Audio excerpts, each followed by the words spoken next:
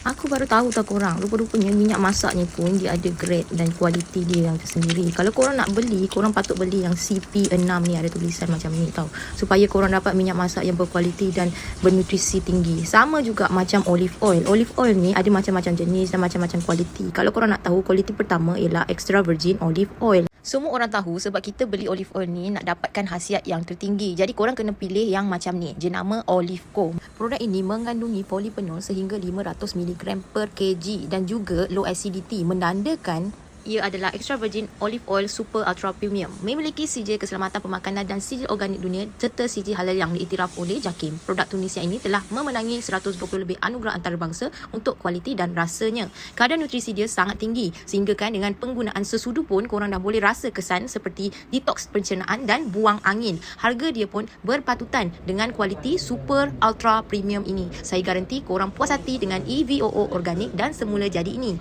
Jomlah korang dapatkan sekarang Olive Co. Olive Co. Purity comes first.